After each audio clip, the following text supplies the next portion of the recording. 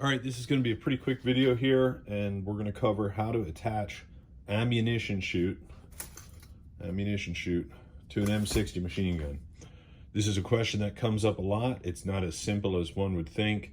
There's actually a lot involved with it to do it correctly, and we're going to make a video on it to help alleviate some of these questions that are coming in. So a couple things here. We're going to go over exactly what you need to attach this chute, and then I'm going to show you how it attaches. The first thing you're going to need, and perhaps the hardest part to find, is this M60 magazine bracket, or I call them feed chute mounting brackets. Very difficult to find. You will need one to attach ammunition chute. You need a feed chute mounting plate, and again, we're going to show you how all this works shortly. Hardware to attach your magazine bracket to your gun, and then a correct section of ammunition chute that has the right gun end you need. All right, so those are the components you're going to need to attach ammo chute to this gun, and we're going to go over here now how this actually works. I have an M60D here in the background. The M60D is primarily what had these on. All of the early guns in Vietnam had these magazine brackets on, because it's not just ammo chute that attaches to this. There's a 100-round magazine that also attaches to it.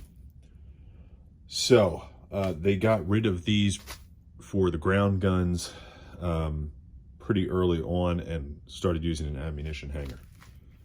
So, okay, this ammunition magazine or feed chute mounting bracket is attached to the side of this receiver directly under our feed tray. And the way that this works, and I'll just show you real quick before we go over how to install it, is your ammo chute, which here we have a long section of it. This breaks down into links. Each link comes apart and it's attached like this. You need the correct M60 gun end, which has this spring plunger attaching device on the bottom. It has to be on the bottom because it needs to sit correctly so that ammunition is feeding directly into the feed tray. That attaches to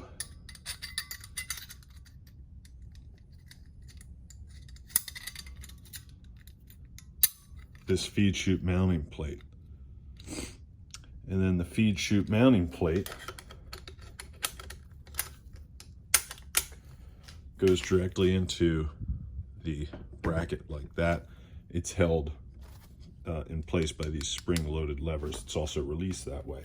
So if we look at this, you can see the chute is directly lined up with the feed tray. And it's pretty simple. As you can just see, it pops right off. And I'll attach this just because so there's no confusion here. So we'll take our whole section of chute. It's just a little hard to do with the camera. Same thing, we're gonna seat it right in our gun here, and we're attached.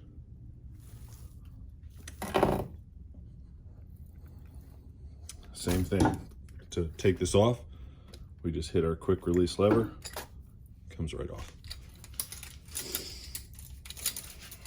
Okay. What would you need ammunition chute for?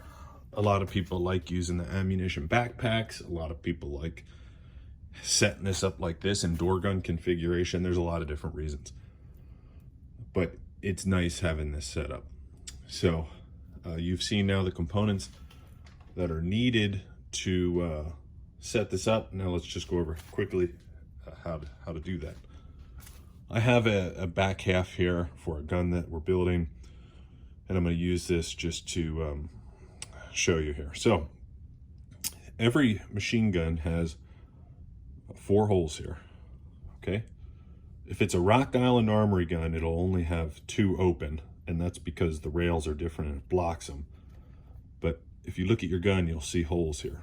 Now, magazine bracket also has 4 holes in it, and it lines up directly with the holes on the side of this receiver, as you can see.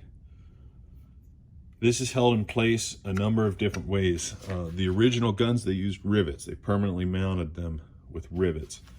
We use screws and bolts here because we want to be able to take this off, obviously. You can get small bolts and nuts at a hardware store. These are specialty M60 E6 ammo hanger mounting hardware. Okay, I don't have any of these available. They're hard to come by, but this is what I use. You can also use a small bolt and nut. And it's going to be difficult to see, but on the inside of this receiver here, you can see there's 2 of the holes. So what happens is this hardware, or the nuts and bolts you use, goes through the inside of the receiver, and the threaded end comes out this side. And then we set this in place and just use our bolts to attach it. It's really simple to do. If you're going to use Home Depot style hardware, you need to make sure that the bolt heads are small enough so that they don't obstruct on the inside of this receiver. So they got to be pretty small so that your operating rod and your bolt and stuff don't hit anything. I'm not going to actually put this on. It's very simple. You guys should have no issues with it. And then once this is mounted in place here, like on this D model that we have set up, you're ready to go. And it's very simple to take the chute on and off. So that's it. That's a quick video on how to attach ammunition chute to an M60 machine gun. Appreciate all you guys.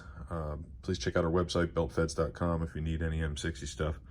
And I appreciate all the business from our YouTube crowd.